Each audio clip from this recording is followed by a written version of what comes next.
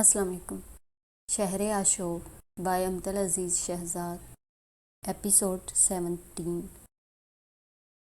یہ پہلی بار تھا کہ اس نے اتنے بے ہدا اور مختصر کپڑے پہنے تھے، مگر تعجب کی بات تو یہ تھی کہ فوٹوگرافر کہہ رہا تھا کہ وہ بہت بیوٹیفل لگ رہی ہے۔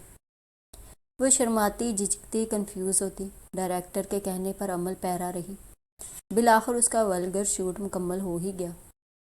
کمال کا پیس ہے گل، کہاں چھپا رکھا تھا؟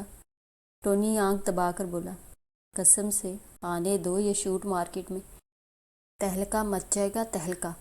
بس دیکھ لیں، خاص آپ کے شوٹ کے لیے لائی ہوں، گل احسان کرنے والے انداز میں بولی۔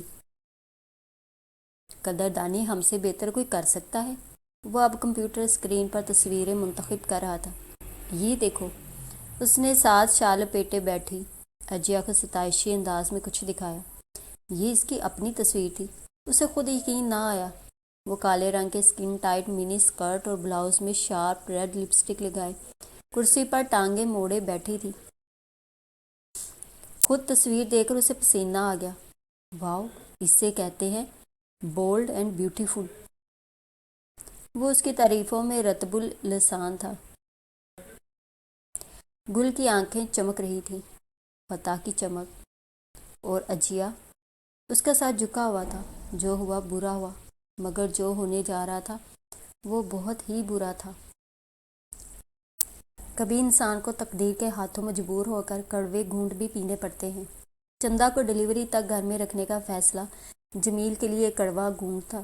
ہمدانی نے ٹھیک کہا تھا، اگر وہ اسی وقت طیش میں آ کر طلاق دے کر اسے گھر سے نکال دیتا تو خود ساری زندگی اذیت میں رہتا۔ یہ سوچ سوچ کر کہ اس کے پاس جمیل کی اولاد ہے، گو کہ وہ اس کے متعلق مشکوک تھا، مگر شاکی تھا نہ، اس کی پیدائش پر دور بھی کیا جا سکتا تھا۔ بس یہی سوچ اسے باندھے ہوئے تھی، ورنہ تو چندا کو گھر میں استحقاق و اطمینان سے گھومتے دیکھ کر اس کے دل پر کیا گزرتی تھی، یہ وہی جانتا تھا۔ اس کا بس نہ چلتا تھا کہ وہ اس ڈائن کا گلا گھونٹ دے جو اتنے عرصے اس کی عنایات، اس کی محبت کو حق سمجھ کر وصولتی رہی، اور جواباً دیا بھی تو کیا؟ اتنا بڑا دکھ۔ وہ فیصلہ کر چکا تھا کہ اسے ایسی زک پہنچائے گا کہ وہ تا عمر یاد رکھے گی۔ شوہر سے بے وفائی کوئی معمولی جرم نہ تھا، اور شوہر بھی ایسا جو اسے پلکوں پر بٹھا کر رکھتا تھا۔ جمیل نے بہت کچھ سوچ رکھا تھا، بس وقت کا انتظار تھا۔ آج میرب کی طبیعت نسبتاً بہتر تھی۔ اس نے اپنے کمرے کے معمولی کام نمٹانے شروع کر دیے۔ پہلے وارڈروب ٹھیک کی، پھر ڈریسنگ ٹیبل سے غیر ضروری سامان ہٹایا۔ اس کے بعد رائٹنگ ٹیبل کی طرف آئی، اس پر بکھری کتابیں، قلم وغیرہ سمیٹے، چھوٹے موٹے کاغذات ترتیب سے فائل میں لگا کر دراز میں رکھے۔ اس کے دھیان کے پردے میں وہ تصویر لہرائی جو اس نے اپنی شادی کے ابتدائی ایام میں دراز میں رکھی دیکھی تھی۔ وہ یک بہ یک افسردہ سی ہو گئی۔ سب کچھ بظاہر درست ہو چکا تھا، مگر نہ جانے کیوں میرب کے اندر اب بھی خلا موجود تھا۔ اسے زندگی میں اپنے اور سائر کے رشتے میں کہیں کچھ کمی سی لگتی تھی۔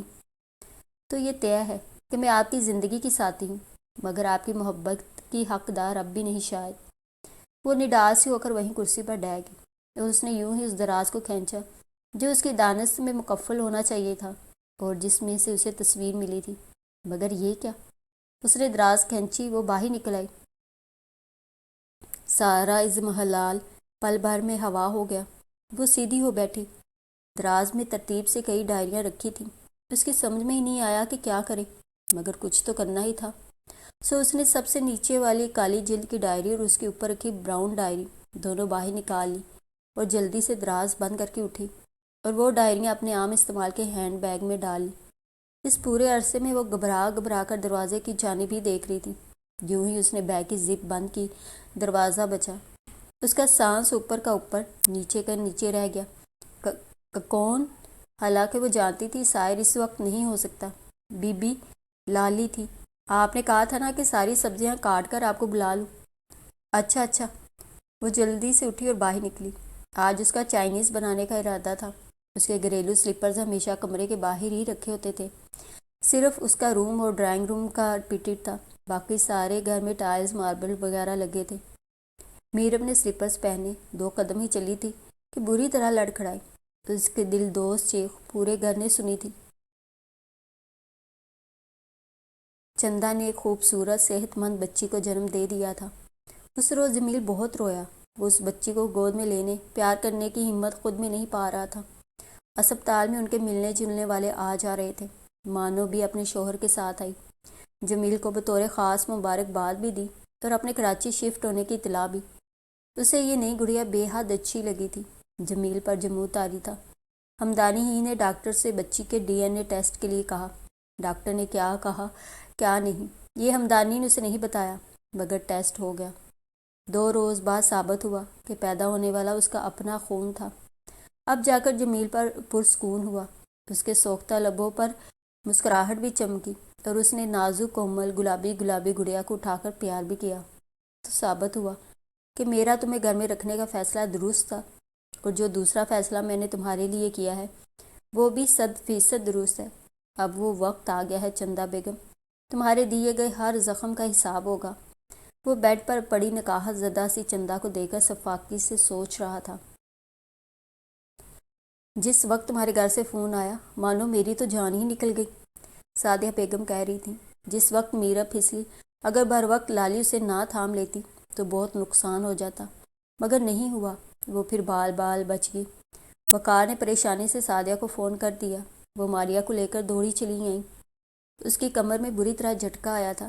سعدیہ ہی نے لے جا کر اسے ڈاکٹر کو دکھایا۔ ڈاکٹر نے کمر پر ملنے کی دوائی دی اور ساتھ ہی کمر سینکنے کی ہدایت کی، اور اس وقت سعدیہ اس کے کمرے میں بیٹھی دونوں ہی کام کر رہی تھیں۔ وقار اس کا خیال کرنے پر ان کے بے حد مشکور تھے۔ اجیا بھی اس کی خیریت پوچھ گئی۔ وہ آج کل اپنے امتحانات میں مصروف تھی۔ اس پورے عرصے میں ماریا بالکل خاموش تھی۔ وہ جو سوچ رہی تھی وہ میرب سے کہنا نہیں چاہتی تھی۔ اس کے ساتھ ہونے والے پے در پہ حادثات اتفاق نہیں تھے، اتنا تو وہ سمجھ گئی تھی۔ اگر حادثہ اتفاقی نہ ہو تو پھر سازش ہوتا ہے، مگر کس کی؟ یہاں سوچ کا سرا الجھ رہا تھا۔ ایسا کرو، وہ کچھ دیر بعد سنجیدگی سے بولی، تم اپنی ڈلیوری تک ہمارے گھر چل کر رہو۔ نہیں ماریا، میرب نحیف آواز میں بولی، میں بے آرام ہو جاؤں گی وہاں، پھر تمہاری تیاریاں بھی چل رہی ہیں، خواہ ڈسٹرب ہو جاؤ گے میری وجہ سے تم لوگ۔ یہ کیا بات کی تم نے بیٹا؟ سعدیہ نے خفگی سے کہا، ہم تو ہرگز بھی ڈسٹرب نہیں ہوں گے، میں تو کہتی ہوں تم ابھی چلو۔ نہیں آنٹی، اس نے محبت سے ان کا ہاتھ تھاما۔ آپ کی محبت سر آنکھوں پر، مگر آپ سمجھ سکتی ہیں آج کل مجھے اپنے گھر کے علاوہ کہیں قرار نہیں ملتا۔ وہ بولی تو سعدیہ مسکرا کر اس بات میں سر ہلانے لگی۔ کہہ تو تم ٹھیک رہی ہو، ایسی حالت میں 100 طرح سے جی گھبراتا ہے، اب جی کو شوہر کے علاوہ بہلائے کو، مگر مجھے تمہارا یہاں رہنا نامناسب لگتا ہے، ماریا بے چینی سے بولی۔ میرا پریشانی سے اسے دیکھنے لگی۔ تم رہنے دو، جہاں رہے اللہ کی حفاظت میں رہے، یوں بھی اس حالت میں عورت اپنے شوہر کے سامنے رہے تو اچھا ہے۔ میں تمہیں چھوڑ دیتی ہوں یہاں، مگر کیا کروں، شادی کی تیاریاں بھی سر پر ہیں۔ وہ ایسے لہجے میں بولی جیسے فیصلہ نہ کر پا رہی ہوں۔ ارے نہیں آنٹی، میرب ان کے انداز پر نہال ہی ہو گئی، میں ٹھیک ہوں، آپ آرام سے جا کر شادی کی تیاریاں کریں، اس کی تو عادت ہے میرے متعلق اتنی حساسیت سے سوچنے کی۔ وہ محبت پاش نگاہوں سے ماریا کو دیکھتے ہوئے بولی، اب تم نارمل ہو بھی جاؤ یار۔ میرب نے ماریا کی سنجیدگی پر اسے ٹوکا تو وہ جبراً مسکرا دی، مگر اس کا دماغ اس لمحے بھی کسی گہری سوچ میں ڈوبا ہوا تھا۔ آج صبح ہی سے حبس زدہ سا موسم تھا، کچھ عجیب سا بے چین اور بے کل کر دینے والا موسم۔ اوپر سے نومولود مسلسل روئے چلی جا رہی تھی، اور چندہ بیزار سی بیٹھی اس پر کوئی توجہ نہیں دے رہی تھی۔ زینت بھی بچی کو لے جائیں یہاں سے۔ واش روم سے جمیل ابھی باہر نکلا تھا۔ اس نے چندہ کو سرزنش کی، نہ ٹوکا، بس یوں ہی سنجیدگی اور بیگانگی سے پہلے شیشے کے سامنے کھڑا بال جھماتا رہا۔ بعد ازاں اپنا مختصر سا سفری بیگ کھول کر اس میں 2 جوڑے ڈالے اور چند ضروری سامان۔ کہیں جا رہے ہو؟ اس نے پوچھا۔ زینت بھی روتی ہوئی بچی کو لے گئی تھی۔ ہاں، اس نے مختصراً کہا اور سوٹ کیس بند کیا۔ کہاں؟ شہر سے باہر، 2-3 روز میں واپسی ہوگی۔ اس نے بغور اس کی جانب دیکھ کر اس کے تاثرات جانچے۔ اچھا، وہ سر ہلا کر بولی، کام کے سلسلے میں جا رہے ہوں گے، اور وہ جو میرے نام پر تم نے اپنا کام شروع کیا ہے اس کا پروفٹ آنا شروع ہوا، وہ تو تم میرے ہی اکاؤنٹ میں جمع کرواؤ گے یا نہیں؟ وہ حریصانہ دلچسپی سے پوچھنے لگی۔ وقت لگتا ہے، پروفٹ فوراً آنا شروع نہیں ہوتا۔ وہ اپنے کف لنکس بند کر رہا تھا۔ ایک تو میری ہر چیز میں نہ جانے اتنا وقت کیوں لگتا ہے، انتظار کرنا مجھے بالکل پسند نہیں۔ وہ ناک چڑھا کر حد درجہ اکتاہٹ سے بولی۔ تمہیں اندازہ ہی نہیں۔ وہ اس کی طرف مڑا۔ تمہیں آج تک کسی چیز کے لیے بھی ترسنا صبر کرنا نہیں پڑا ہے چندا۔ تمہاری زندگی عیش و آرام سے عبارت رہی ہے، مگر تم ناآشنا رہی اپنے اوپر ہونے والی اس عنایت اور کرم سے۔ تمہیں کیا پتا میں نے زندگی میں کتنا صبر کیا ہے۔ وہ تنک گئی۔ کتنا صبر کیا ہے میں اچھی طرح واقف ہوں، وہ طنزیہ ذو معنی انداز میں بولا۔ خیر چھوڑو یہ بیکار کی بحث، مجھے دیر ہو رہی ہے، اب میں نکلتا ہوں، اس نے کہا اور اپنا بیگ اٹھا کر باہر چل دیا۔ باہر نکلنے سے قبل اس نے ایک عجیب سی سرد نگاہ اس پر ڈالی تھی، مگر وہ اندازہ ہی نہ کر سکی کہ اپنے ہی کسی ادھیڑ بن میں لگی تھی۔ بہت جلد تم پر صبر کا مفہوم آشکار ہو جائے گا چندا۔ اب تمہیں زیادہ انتظار کی چنداں ضرورت نہیں، وہ زہر خند ہو کر سوچ رہا تھا۔ لعنت ہے، سار نے فون بند کر کے دانت پیسے۔ میرب خیریت سے تھی؟ وہ ایک مرتبہ پھر اپنے ارادے میں ناکام ہو چکا تھا۔ یہ تقدیر کیسا مذاق کرنے چلی ہے میرے ساتھ۔ کوئی اور شاعر دنیا میں نہیں آ سکتا، بالکل نہیں آ سکتا۔ جو اذیت جو تکلیف میں نے جھیلی، میں اس میں کسی اور کو مبتلا نہیں دیکھ سکتا۔ نہیں نہیں، تمہیں ہر حال میں ختم ہونا ہے، چاہے اس کے لیے مجھے میرب کی جان ہی کیوں نہ لینی پڑے۔ اس کی آنکھیں لہو رنگ ہو رہی تھیں، سوچے زہر آلود، روح زخم اور دل۔ وہاں خاموشی تھی، اداس خاموشی۔ امی، کیا ایسا نہیں ہو سکتا کہ میرا وہ شوٹ میگزین میں نہ چھپے؟ بس اب تصویروں کے ساتھ جو کرنا چاہیں کر لیں۔ وہ ناخن بری طرح سے کترتی ہوئی مضطربانہ لہجے میں گویا تھی۔ کیا بات کر رہی ہو؟ وہ ناراض ہوئی۔ تمہارا شوٹ اس قدر شاندار ہے کہ ان لوگوں نے پہلے ترجیح کے طور پر چھاپا ہے اپنے میگزین میں۔ مگر امی، وہ بہت چیپ ہے، اس نے اٹکتے ہوئے کہا۔ چیپ تو ہرگز نہیں ہے، ہاں البتہ بولڈ ضرور ہے۔ مگر تمہیں کس بات کی فکر سوار ہو گئی ہے؟ تم نے تو اپنے باپ سے بدلہ لینا تھا نا، اپنی ناتمام آرزوؤں کا۔ یہ جنگ ہے جیا، اس جنگ میں سب جائز ہے، وہ خم ٹھونکنے والے لہجے میں بولی۔ مگر آپ کیا کرنے والی ہیں؟ اس نے پریشانی سے پوچھا۔ بہت جلد تمہیں پتہ چل ہی جانا ہے جیا، تم اتنی فکر مند کیوں ہو رہی ہو؟ وہ لاپرواہی سے بولی۔ فکر تو کرنی ہی پڑتی ہے نا، نہ جانے آپ کیا کرنے والی ہیں، اور اس کے بعد نہ جانے یہ لوگ مجھ سے کیا سلوک کریں۔ وہ تیز ہو کر بولی۔ اب تیر کمان سے نکل چکا ہے، جتنا سوچو گی اسی قدر تفکرات بڑھیں گے۔ بہتر ہے کہ تم سکون سے آنے والے وقت کا انتظار کرو، اور کر بھی کیا سکتی ہوں؟ وہ گہری سانس بھر کر بولی۔ اچھا فون رکھتی ہوں، پارلر کی نکلنا ہے مجھے، حالانکہ میری طبیعت ٹھیک نہیں، بس اب تو تم سے امید لگی ہے مجھے، ایک بار کامیابی تمہارے قدم چوم لے۔ بس میں نے تو سوچ لیا ہے، میں یہ جاب فوراً چھوڑ دوں گی۔ ارے بھائی، جب تم مٹھیاں بھر بھر کما رہی ہوگی تو مجھے ان چند ٹکوں کی خاطر اپنا بڑھاپا خوار کرنے کی کیا ضرورت ہے؟ کیوں، ٹھیک کہہ رہی ہوں نا؟ اس نے تائید چاہی۔ اس عرصے میں پہلی بار جیا کچھ ہلکی پھلکی ہوئی۔ آخر کو وہ اپنی محروم، مظلوم اور زمانے بھر کی ستم رسیدہ ماں کے کام آ رہی تھی، تو اس کا کام غلط کیسے ہوگا؟ جی امی، بالکل ٹھیک کہہ رہی ہیں آپ۔ میری زندگی کا فی الحال آپ کی مدد اور ساتھ دینے کے سوا دوسرا کوئی مقصد نہیں۔ میں جانتی ہوں تم میری بہت اچھی بیٹی ہو، بیٹی تو شاید اچھی ہی تھی، مگر ماں۔ آصف، گھر کے کاغذات نہیں مل رہے مجھے، میں نے پوری اسٹڈی چھان لی ہے۔ چندا کا پریشانی سے برا حال ہو گیا۔ جمیل کے نکلنے کے بعد اس نے اسٹڈی میں جا کر وہ مخصوص لا کر کھولا جس میں اہم کاغذات وغیرہ رکھے ہوئے تھے۔ وہاں چند ردی کاغذوں اور چند ایک غیر ضروری دستاویزات کے علاوہ کچھ بھی موجود نہیں تھا۔ وہ بری طرح چکرا کر رہ گئی اور اس نے مارے گھبراہٹ کے اپنے ہمدرد کو فون ملایا۔ کیا؟ دھیان سے دیکھو، اگر تم نے وہاں رکھے تھے تو وہیں پر ہوں گے۔ میں کیا بکواس کر رہی ہوں کہ نہیں ہے وہاں؟ وہاں کیا پوری اسٹڈی میں کہیں نہیں ہے؟ وہ دانت کچکچا کر بولی۔ شوہر کہاں ہے تمہارا؟ اس سے پوچھو، شاید اس نے کہیں رکھ دیے ہوں۔ وہ اس وقت فلائٹ میں ہوگا، کیسے پوچھوں؟ وہ اچھا، وہ نہیں ہے گھر پر، تب پھر میں آدھے گھنٹے تک پہنچ رہا ہوں، تمہارے گھر پر پھر دیکھتے ہیں، اس نے کہہ کر لائن منقطع کر دی۔ چندا نے ریسیور کریڈل پر ڈال دیا۔ وہ سر پکڑے بیٹھی تھی، پھر واقعی آدھے گھنٹے بعد وہ اس کے سامنے موجود تھا۔ کہاں رکھے تھے کاغذات؟ اس نے ایک الماری کی طرف اشارہ کر دیا۔ یہاں تو کچھ بھی نہیں ہے، کہیں ایسا تو نہیں کہ تمہارے شوہر نے احتیاط کے پیش نظر کاغذات بینک میں رکھوا دیے ہوں؟ اس نے کہا۔ اگر ایسا ہوا ہے تب تو مسئلہ ہو جائے گا، میں کیا کہہ کر اس سے کاغذات مانگوں گی؟ وہ فکر مندی سے بولی۔ بہت خوب۔ آصف طنز آمیز غصے سے بولا۔ جب میں اتنے دن سے تم سے یہی خدشہ ظاہر کر رہا تھا تب تمہارے کان پر جون تک نہ رینگی۔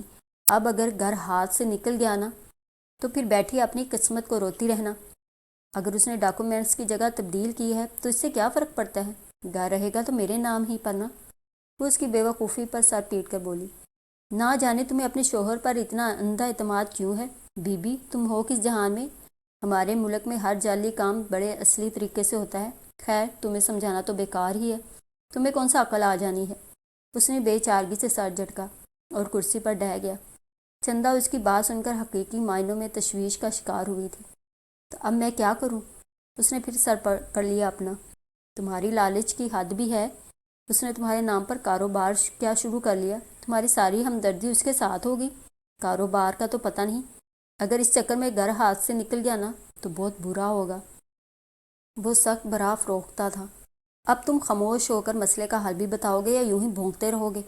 وہ چڑھ کر اسے جھڑکتے ہوئے بولی۔ حل کوئی نہیں سوائے اس کے کہ تم مجھ سے پوچھو کہ اس نے ڈاکومنٹس کہاں رکھے ہیں۔ اس نے سر جھٹکا۔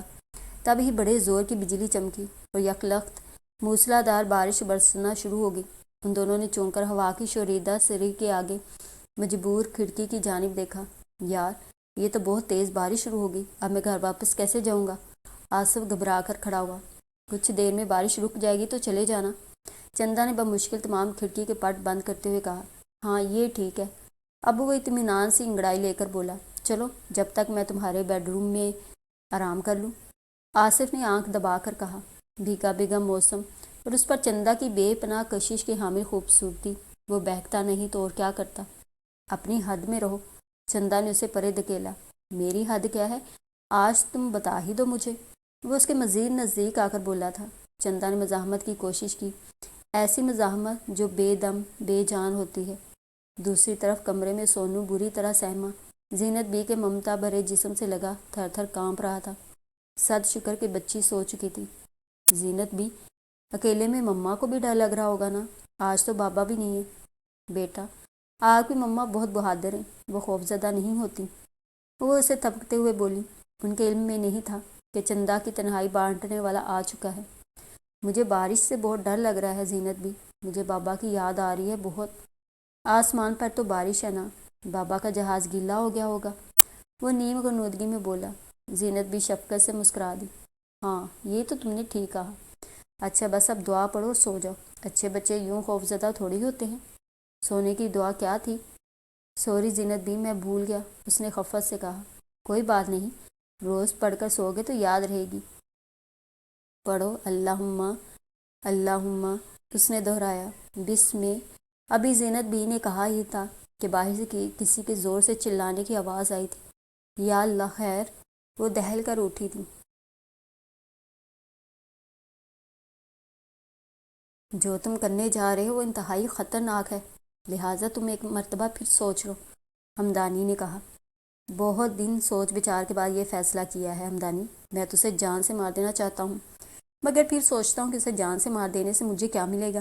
میرے بچے کی ماں کی محبت سے تو پیدائشی محروم ہے، باپ کی شفقت بھی ان سے چھن جائے گی۔ وہ گہری اداسی سے کہہ رہا تھا۔ یہ انتہائی قدم اٹھانے سے قبل ایک مرتبہ تمہیں ان سے کھل کر بات کر لینی چاہیے تھی۔ کیا بات کرتا؟ یہ کہ تم آج تک مجھ سے بے وفائی کیوں کرتی رہی، یا پھر یہ کہ کیا سوچ کر تم میری عزت کو رونتی رہی، یا یہ پوچھتا کہ تمہیں مجھے دھوکہ دیتے ہوئے کبھی شرم آئی؟ نہیں ہمدانی، اس کی نازیبا حرکتوں کا جواز کچھ بھی ہو، مگر مجھ میں اتنا ظرف نہیں کہ میں اسے معاف کر سکوں، جبکہ معافی تلافی کا سوال ہی کیا، وہ معافی کیا مانگے گی جسے اپنی غلطی کا احساس تک نہیں؟ وہ زخمی لہجے میں کہہ رہا تھا۔ بات اس کی ٹھیک تھی، ہمدانی کچھ نہیں بولا، مگر اب تم ایک بیٹی کے باپ بن چکے ہو، بیٹی کے لیے ماں کا ہونا بے حد ضروری ہوا کرتا ہے۔ ماں کا ہونا نا، وہ نہ بیٹی ہے، نہ بہن ہے، نہ بیوی ہے، تو وہ ماں کیسے بن سکتی ہے؟ وہ صرف چندہ ہے اور کچھ نہیں، وہ اپنے لیے جیتی، اپنے لیے مرتی ہے، اسے کسی کی زندگی اور موت سے کوئی سروکار نہیں۔ ہمدانی بغور اس کی بات سنتے ہوئے خاموش رہا۔ اور پھر بہت مشہور کہاوت ہے کہ بیٹی ماں کا عکس ہوتی ہے، اور میں کبھی نہیں چاہوں گا کہ میری بیٹی اس کا عکس بنے، وہ قطعیت سے بولا۔ ٹھیک کہہ رہے ہو تم، ہمدانی نے تائید کی۔ جمیل خاموش نگاہوں سے اسے دیکھتا رہا، پھر فون اپنی طرف کھینچ کر کسی کا نمبر ڈائل کرنے لگا۔ ہاں رفیق، کیا رپورٹ ہے؟ دوسری طرف نہ جانے کیا کہا گیا تھا کہ اس کی آنکھوں سے خون چھلکنے لگا۔ ٹھیک ہے۔ اس نے فون رکھا، پھر کہیں اور نمبر ملایا۔ دوسری طرف گھنٹی بج رہی تھی۔ ہیلو، میں جمیل بات کر رہا ہوں، قاسم سے بات ہو سکتی ہے؟ اس نے رابطہ ملنے پر کہا تھا۔ تمہیں کیا لگتا ہے اجیا نے کیا اس فیصلے کو دل سے قبول کر لیا ہے؟ وقار نے میرب سے پوچھا۔ آج میرب 4-5 دن بعد اپنے کمرے سے نکلی تھی۔ وہ تو دوسرے ہی دن اسی کمرے سے گھبرا کر باہر نکلنے کے لیے پر توڑ رہی تھی، مگر سائے کی طرح اس کے ساتھ موجود لالی نے اسے ہرگز باہر نہ نکلنے دیا۔ وہ بھی احتیاط کے پیش نظر اس کی بات مان گئی تھی۔ اس دوران سائر کو بھی بخار نے آ لیا تو وہ بھی گھر ہی پر موجود رہا، ہر چند کہ وہ زیادہ وقت وقار صاحب کے کمرے ہی میں گزار رہا تھا تو گھر پر ہی موجود نہ۔ وہ نہیں ہوتا تو میرب وہ ڈائریاں ضرور ہی پڑھنے کی کوشش کرتی۔ ظاہر ہے اس کے دل میں خود بدھ ہو رہی تھی۔ 2-1 بار اس نے سائر کا سر دبانے یا اسے دعا دینے کی کوشش بھی کی، مگر سائر نے نرمی سے ٹوک کر اسے صرف اپنا خیال رکھنے کی تاکید کی۔ وہ تو اس کے بدلے اور مہربان انداز دیکھ کر مطمئن اور شاداں فرحاں سی تھی۔ ٹھیک کہہ رہی تھی سعدیہ آنٹی، اولاد واقعی اکھڑ سے اکھڑ اور سخت سے سخت آدمی کو اپنا رویہ بدلنے پر مجبور کر دیتی ہے۔ ان 4-5 دنوں میں سکون رہا، اس لیے سبھی کچھ مطمئن سے ہو گئے۔ میرب اپنے کمرے سے نکل کر اسٹڈی میں کوئی کتاب لینے کی غرض سے آئی تو وہاں وقار موجود تھے۔ پہلے تو اسے دیکھ کر ناراض ہونے لگے، بعد ازاں میرب کے تسلی دلانے پر اسے وہیں بٹھا کر ادھر ادھر کی باتیں کرتے کرتے اجیا کا موضوع چھیڑ بیٹھے۔ بظاہر تو وہ خاموش ہو گئی ہے، مگر کچھ الجھی اور پریشان سی لگتی ہے۔ ابھی کچھ دن لگیں گے بابا، انشاءاللہ آہستہ آہستہ سنبھل جائے گی۔ اللہ جانتا ہے کہ میں نے باوجود اپنی ناپسندیدگی کے ان لوگوں سے اس لڑکے کے صرف اس کی خاطر ملاقات کی۔ تمہیں تو معلوم ہے کہ سائر کتنا ناراض ہو رہا تھا۔ اسے سمجھایا، راضی کیا، صرف اس کی خاطر۔ اب وہ لڑکا ہی بد کردار نکلا تو اس سے اجیا کو بچانا بھی تو ہمارا ہی فرض تھا نا بیٹی۔ افسوس اس بات کا ہے کہ اس نے ہمارے خلوص اور محبت پر اس لڑکے کی بناوٹی محبت کو ترجیح دی۔ وہ رنجیدہ ہو گئے۔ بابا، یہ عمر ہوتی ہی ایسی ہے، ہر چمکتی چیز سونا لگتی ہے۔ ہاں، تم ٹھیک ہی کہتی ہو۔ میں نے ان دونوں کی پرورش تو کی، مگر تربیت شاید اس طرح نہیں کر پایا جیسا کہ ایک ماں کیا کرتی ہے۔ انہوں نے چشمہ اتار کر ٹیبل پر رکھ دیا اور تھکے تھکے سے انداز میں کرسی کی پشت سے ٹیک لگا لی۔ بابا، میرب کی سمجھ میں نہیں آیا کہ وہ کیا کہے۔ آپ دوسری شادی کر لیتے، آپ ینگ تھے، پیسے والے تھے، نہیں تو کم از کم ان کی خالہ پھپھی کسی کے نزدیک رہتے تو شاید۔ وہ اتنا کہہ کر چپ ہو گئی۔ خود اس نے بھی تو یہی حالات دیکھے تھے، خالہ پھپھی یا چچی تائی نے کتنا رکھ لیا تھا اسے اور عاشر کو۔ میں اپنے بچوں کے معاملے میں کسی پر بھی اعتماد نہیں کر سکتا تھا۔ میرب بے ساختہ مسکرائی۔ اپنے بچوں سے بے پناہ محبت کرتے ہیں آپ۔ یہی دونوں تو میری کل کائنات، میری زندگی ہیں، وہ دل کی گہرائیوں سے بولے۔ پھر پوچھنے لگے، سائر کہاں ہے؟ آفس سے آ کر کھانا کھا کر پھر دوبارہ کہیں کام سے چلے گئے۔ بخار اتر گیا ہے نا اس کا؟ بیچارہ بچہ بہت محنت کر رہا ہے۔ میں تو پچھلے 2 سال سے آفس جانا سمجھو ترک ہی کر دیا ہے، وہ محبت بھری فکر مندی سے بولے۔ حالانکہ آپ کو جانا چاہیے، ابھی آپ کی عمر ہی کیا ہے؟ وہ شرارت سے مسکرائی۔ یہ تو بیٹا جی کمپلیمنٹ ہو گیا آپ کا۔ وہ زور سے ہنس پڑے۔ تبھی لالی نے کمرے میں آ کر جھانکا اور اطلاع پہنچائی کہ سائر اسے کمرے میں بلا رہا ہے، یعنی وہ گھر واپس آ چکا تھا۔ ہاں ہاں جاؤ، آرام کرو، وقت بھی زیادہ ہو گیا ہے۔ میں بھی اب آرام کروں گا۔ وہ اٹھنے لگے۔ وہ کمرے میں داخل ہوئی۔ سامنے ہی سائر بیڈ پر بیٹھا سگریٹ پھونک رہا تھا۔ اس نے بے ساختہ ناک پر دوپٹہ رکھ لیا کہ سگریٹ کا دھواں میرب کے لیے اس حالت میں خاصا نقصان دہ تھا۔ اسے دیکھ کر سائر نے سگریٹ ایش ٹرے میں مسل دی۔ کہاں تھی؟ وہ اٹھتے ہوئے بولا، اسٹڈی میں بابا کے ساتھ باتیں کر رہی تھی۔ آپ کہاں چلے گئے تھے؟ وہ واش روم کی جانب بڑھتے ہوئے بولی، تم فریش ہو کر ٹیرس پر آ جاؤ۔ اس نے جواب دیے بنا کہا۔ یقیناً سائر کا باتیں کرنے کا موڈ ہو رہا تھا، اتنا تو وہ سمجھ گئی تھی۔ وہ واش روم سے باہر نکلی، ڈریسنگ ٹیبل کے شیشے میں اپنا عکس دیکھا، ہاتھوں سے بال ٹھیک کیے اور دروازہ کھول کر ٹیرس پر چلی آئی۔ ہیپی برتھ ڈے ٹو یو۔ وہ ٹیرس میں داخل ہوئی تو سفید اور سرخ گلابوں سے سجا گلدستہ اس کی جانب بڑھاتے ہوئے سائر مسکرا کر بولا۔ وہ دنگ رہ گئی۔ کین کی خوبصورت سی میز پر چاکلیٹ پائن ایپل کیک سجا تھا، ساتھ ہی سرخ رنگ کے کارڈز رکھے ہوئے تھے اور 2-4 ادھ کھلی گلاب کی کلیاں بھی۔ آپ کو یاد تھا؟ اس کے لب خوشی سے کپ کپا اٹھے۔ اس نے ہاتھ بڑھا کر بکے تھام لیا۔ میں کچھ بھی نہیں بھولتا۔ اس کی بے تاثر نگاہیں مسکراتے لبوں کا ساتھ نہیں دے پا رہی تھیں۔ وہ اسے کندھوں سے تھام کر میز کے نزدیک لایا، پھر اس کے ہاتھ میں سرخ ربن لگی چھری تھمائی۔ लो केक काटो। रंग बिरंगी छोटी छोटी 2-4 मोमबत्तियां केक पर सजी तो थीं, मगर रोशन नहीं थीं, क्योंकि हवा बहुत तेज़ चल रही थी। अलबत्ता टेरेस की फैंसी लाइट रोशन थी। गो के मीरब के चेहरे की चमक के आगे उस वक्त तो वह मान पड़ती महसूस हो रही थी। Happy birthday to you, Sair गुनगुनाया। Meerab ने केक पर छुरी फेरी। उस वक्त ठीक 12 का वक्त था, जब सायर ने यह यादगार लम्हा हमेशा के लिए अपने मोबाइल के कैमरे की आंख में मुक़य्यद कर लिया। मीरब ने केक का पीस काटा और सायर को खिलाने लगी। अब ये मंजर कौन कैप्चर करेगा? वो परेशानी से बोली। तुम खिलाओ, सायर ने कहा और ख़ुद अपने हाथ से तस्वीर भी उतार ली। मीरब उसे खिलाते हुए खिलखिलाकर हंस पड़ी। वैसे ये मेरी ज़िंदगी का यादगार तरीन बर्थडे है, उसने टिश्यू से हाथ साफ करते हुए कहा। और मेरा गिफ्ट? वो बच्चों के अंदाज में बोली। ये रहा। सायर ने एक सुनहरे कागज़ में लिपटा तोहफा आगे किया। Thank you so much. Meerab की आंखें झिलमिला गईं। आप बहुत अच्छे हैं। मीरब उसका हाथ दबाकर जज़ब से बोली। आखिर थी ना एक औरत, शोहर के ज़रा से इल्तफ़ात से सब कुछ भूलकर उसे देवता मानने वाली। तभी सायर का फ़ोन बजने लगा। हेलो जी, अस्सलाम वालेकुम। जी मैं खैरियत से हूँ, ले बात कर लें। उसने फ़ोन मीरब की जानिब बढ़ाया। इब्राहिम साहब का था। हैप्पी बर्थडे मेरी जान, कैसी हो तुम? वो पूर्व शफकत लहजे में बोले। थैंक यू बाबा, मैं बिल्कुल ठीक हूँ। आप कैसे हैं? आशिर कैसा है? उसकी आंखें भीग गईं। हम भी मालिक का करम है, ठीक है, खैरियत से हैं, तुम्हें याद करते रहते हैं। वो बोले तो वो सुर्दगी से कह उठी। मुझे याद करते तो मेरे पास ना आ जाते। धीरज बहना धीरज, ज़्यादा मलका जज्बात ना बनो, ना ही हमें जज्बाती मारने की ज़रूरत है। आशिर था। तुम तो मुझसे बिल्कुल बात मत करो, वह यकलख्त नाराज़ी से चीखी। इतने मसरूफ़ हो गए कि अकलौती बहन से बात तक करने की फुर्सत नहीं। कर तो रहा हूँ, जन्मदिन मुबारक हो बहना, उसने जज्बाती लहजे में कहा। बस बस, ज़्यादा एक्टर बनने की ज़रूरत नहीं है। ये बताओ पाकिस्तान कब आ रहे हो? वह हंसी रोकर बोली। बहुत जल्द, अन करीब, सिर्फ अपने बांजे या बांजी की खातिर।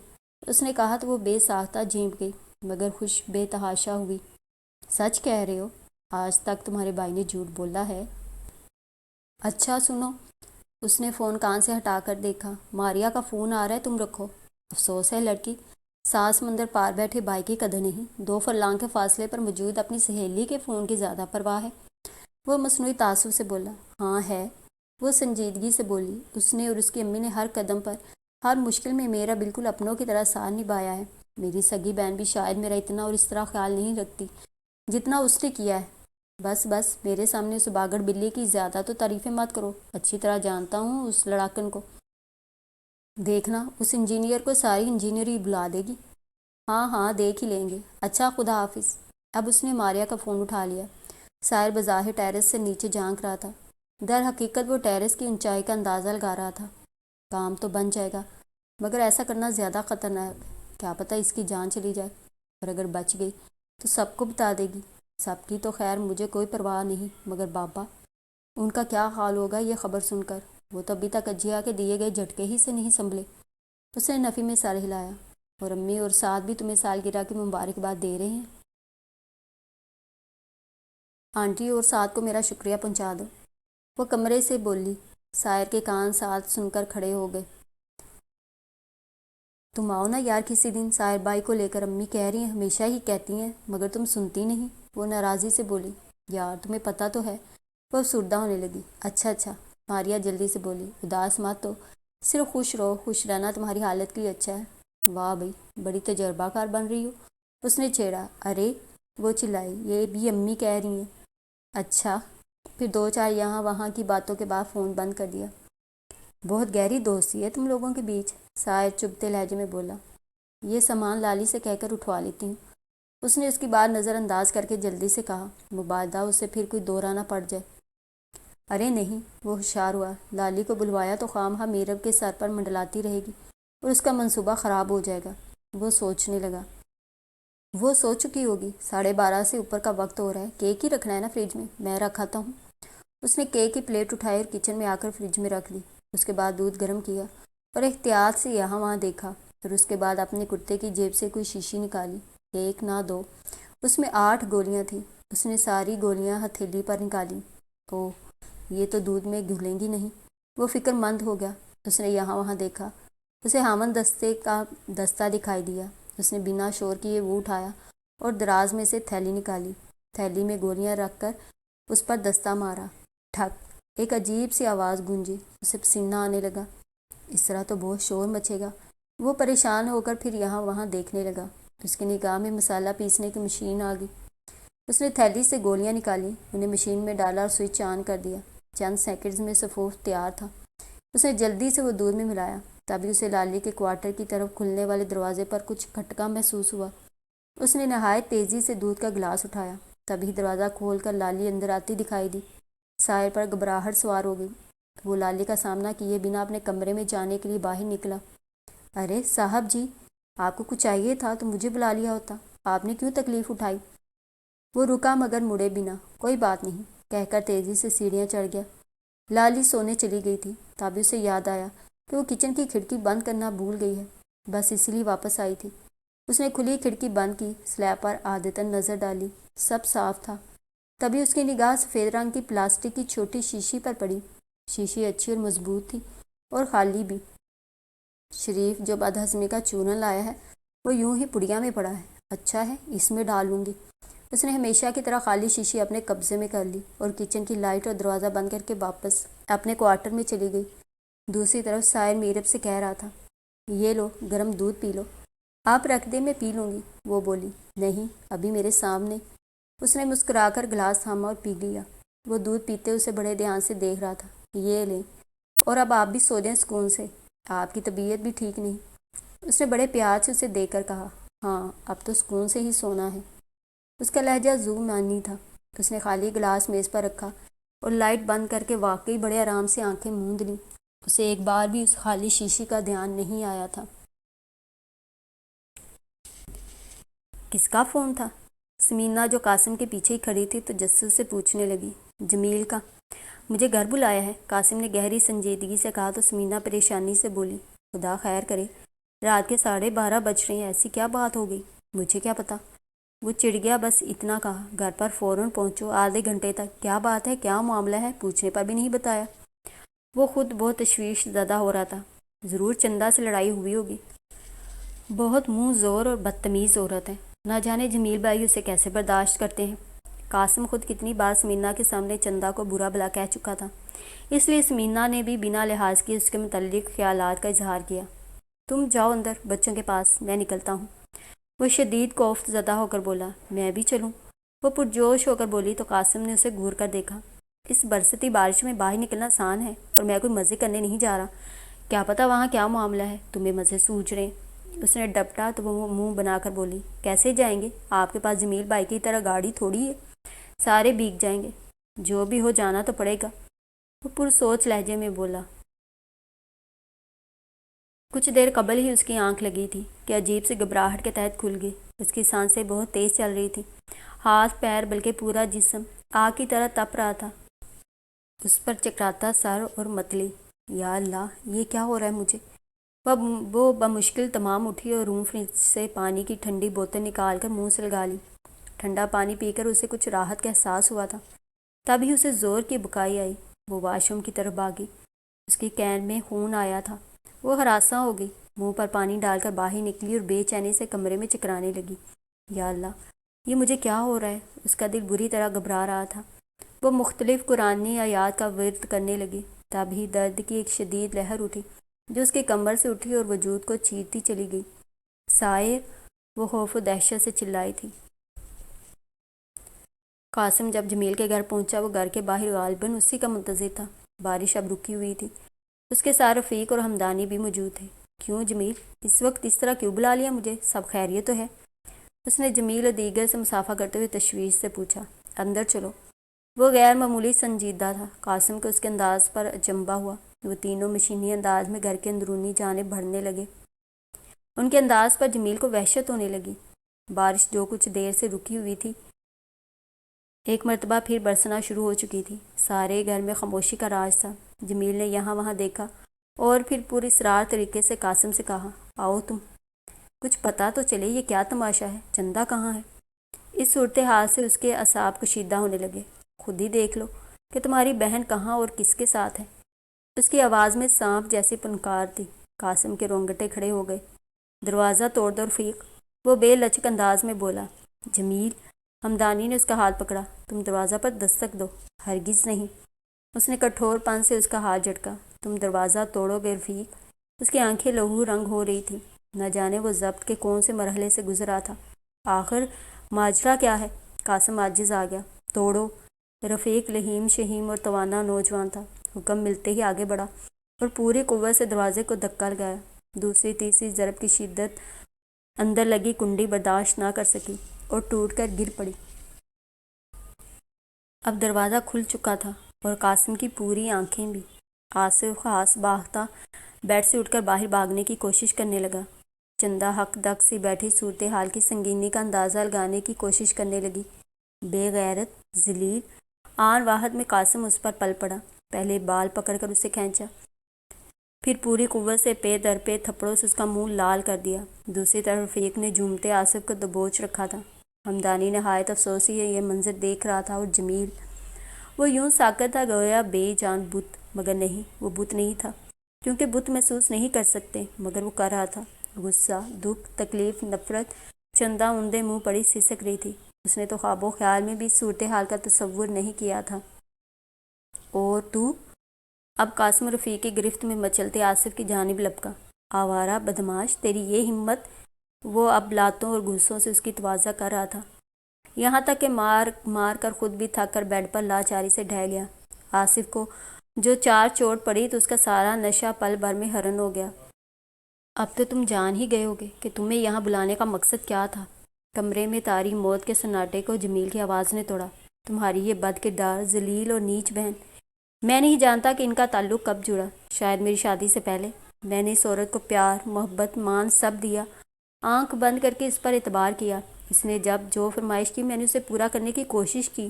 اسے زیادہ کی ہوس تھی، میں نے خود کو کاروبار میں کھپا دیا تاکہ اس کی لامحدود خواہشات کی تکمیل کر سکوں۔ اسے مٹھیاں بھر بھر کر شاپنگ کرنے کے لیے نوٹ تھمائے، اور ایک بار بھی پلٹ کر استفسار نہیں کیا کہ میرے پیسے کہاں، کس پر لٹا رہی ہے۔ اور اس نے جواباً مجھے کیا دیا؟ اب یہ بھی سنو۔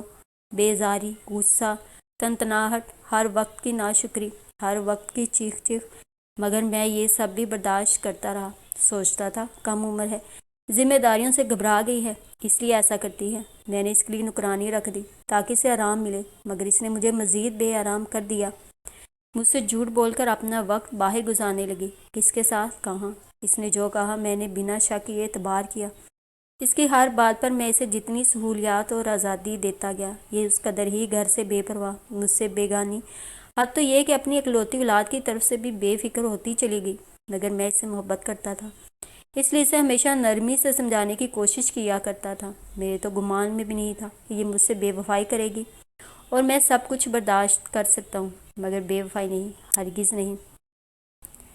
چندہ جو پوری آنکھیں کھولے حیرت سے اس کی باتیں سن رہی تھی، یکلخت تلملا کر کھڑی ہوئی۔ جو بھی تم نے اپنی کرم نوازیوں کی فہرست گنوائی ہے، تمہارے پاس ایک جوان اپنی عمر سے آدھی اور خوبصورت بیوی کو اپنے پلے سے باندھے رکھنے کا اس کے علاوہ جواز تھا بھی کیا؟ وہ بڑی بے غیرتی سے اس کی آنکھوں میں آنکھیں ڈال کر بولی۔ تمہیں صرف ایک اسی بات کی تکلیف نہیں تھی چندہ؟ وہ زہر خند ہوا۔ تم چراغ محفل تھی، اور میں نے تمہیں اپنے گھر میں سجانے کی کوشش کی۔ تم یہاں مطمئن کیسے رہ سکتی تھی؟ تمہاری فطرت ہی میں کھوٹ تھا، تمہاری نیت ہی میں ملاوٹ تھی۔ ہاں تو پھر؟ وہ بے وقوفانہ دلیری سے بولی۔ تمہیں یہ تماشا لگا کر کیا مل گیا؟ وہ اپنے پھٹے ہونٹ سے بہتے خون کو صاف کرتے ہوئے بولی۔ جمیل تن سے ہنس پڑا۔ مجھے کچھ ملا ہو یا نہ ملا ہو، تمہیں البتہ جو ملے گا وہ ساری زندگی میرے سینے میں جلتی آگ پر ٹھنڈی پھوار بن کر برسے گا۔ پہیلیاں نہ بجھواؤ جمیل، صاف بات کرو۔ مدھم آواز میں قاسم ناپسندیدگی سے بولا تھا۔ میرا مشورہ یہ ہے کہ معاملات آرام سے بیٹھ کر طے کر لیے جائیں۔ ہمدانی نے لقمہ دیا۔ تم کون ہوتے مشورہ دینے والے؟ اپنے کام سے کام رکھو۔ اس نے بری طرح سے ہمدانی کو جھڑک دیا۔ ہاں تو ذرا میں بھی تو دیکھوں تم کیا کرنے لگے ہو۔ وہ سینے پر ہاتھ باندھ کر مضحکہ خیز ہنسی لبوں پر سجا کر بولی۔ قاسم اٹھ کھڑا ہوا، جمیل کے چہرے پر دارائے پتھریلے تاثرات دیکھ کر سہم گیا۔ میں وقار جمیل فاروقی، باقائم ہوش و حواس، تمہیں طلاق دیتا ہوں، طلاق دیتا ہوں، طلاق دیتا ہوں۔ قاسم جمیل جمیل پکارتا ہی رہ گیا۔ چندہ نے کہیں ذہانی قہقہ لگایا۔ تو یہ دینے والے تھے تم؟ آصف ذرا دیکھو تو۔ اس نے کونے میں کھڑے آصف کو فاتحانہ نگاہوں سے دیکھا۔ جو چیز ہمیں چاہیے تھی وہ جمیل نے کتنی آسانی سے ہمیں دے دی، ہمیں زیادہ تردد تو نہیں کرنا پڑا نا؟ ہوش کر بے حیا، قاسم نے روتے ہوئے اسے بری طرح پکڑ کر جھنجھوڑ دیا۔ میں نے تو سنا تھا کہ طلاق وہ چیز ہے جو عورت کو اگر مانگنے پر بھی ملے تو وہ روتی ہے۔ تو کس کماش کی عورت ہے آخر جو اپنی بربادی پر قہقہے لگا رہی ہے؟ ہمدانی بھی متاثر نگاہوں سے کبھی جمیل تو کبھی چندا کو دیکھ رہا تھا۔ رفیق حنک بنا کھڑا تھا۔